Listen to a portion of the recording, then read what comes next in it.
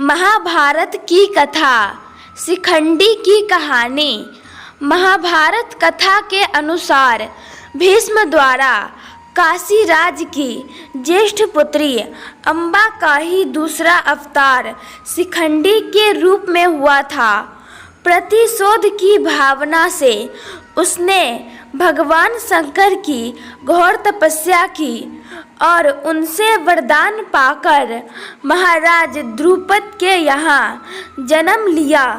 उसने महाभारत के युद्ध में अपने पिता द्रुपद और भाई धृष्टद्युम्न के साथ पांडवों की ओर से युद्ध किया।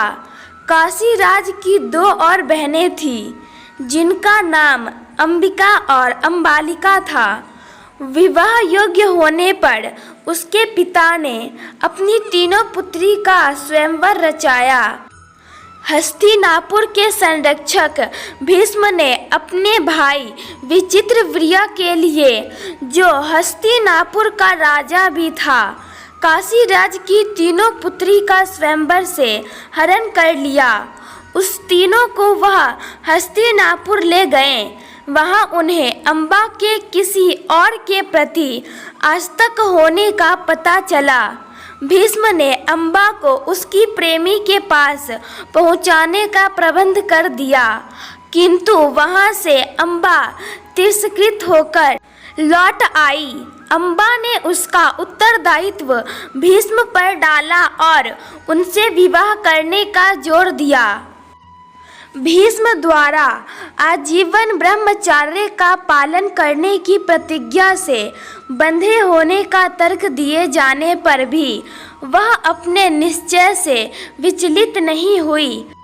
अंततः अम्बा ने प्रतिज्ञा की वह एक दिन भीष्म की मृत्यु का कारण बनेगी। इसके लिए उसने घोर तपस्या की। उसका जन्म पुनः एक राजा की पुत्री के रूप में हुआ। पूर्व जन्म की स्मृतियों के कारण अम्बा ने पुनः अपने लक्ष्य के पूर्ति के लिए तपस्या आरंभ कर दी। भगवान शंकर ने प्रसन्न होकर उसकी मनोकामना पूर्ण होने का वरदान दिया। तब अम्बा शिखंडी के रूप में महाराज द्रुपद की पुत्री के रूप में जन्म लिया। शिखंडी का जन्म पांचाल नरेश द्रुपद के घर मूल रूप से एक कन्या के रूप में हुआ था। उसके जन्म के समय एक आकाशवाणी हुई कि उसका लालन एक पुत्री नहीं वरन एक पुत्र के रूप में किया जाए। इसलिए शिखंडी का लालन पालन पुरुष के सामने किया गया। उसे युद्ध कला का प्रशिक्षण दिया गया और कालांतर में उसका विवाह भी कर दिया गया। उसकी विवाह रात्रि के दिन उसकी पत्नी ने सत्य का ज्ञान होने पर उसका अपमान किया। आहत शिखंडी ने आत्महत्या का विचार लेकर वह पंचाल से भाग गई।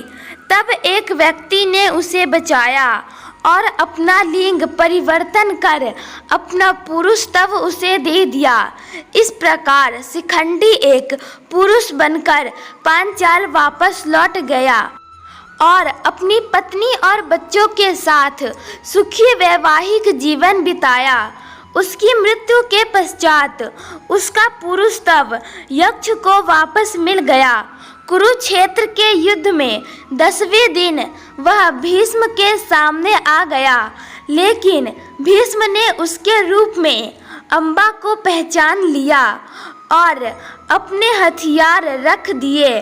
और तब अर्जुन ने अम्बा के पीछे से उन पर बाणों की बौछार लगा दी और उन्हें बाण सयाय पर लिटा दिया। इस प्रकार अर्जुन द्वारा भीष्म को परास्त किया गया, जिन्हें किसी भी अन्य विधि से परास्त नहीं किया जा सकता है।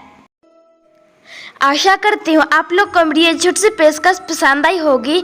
इस कहानी पर आपकी क्या प्रतिक्रिया है हमें कमेंट करके जरूर बताइए। कहानी पसंद आई हो तो लाइक शेयर और सब्सक्राइब कीजिए। धन्यवाद। जय हिंद, जय भारत।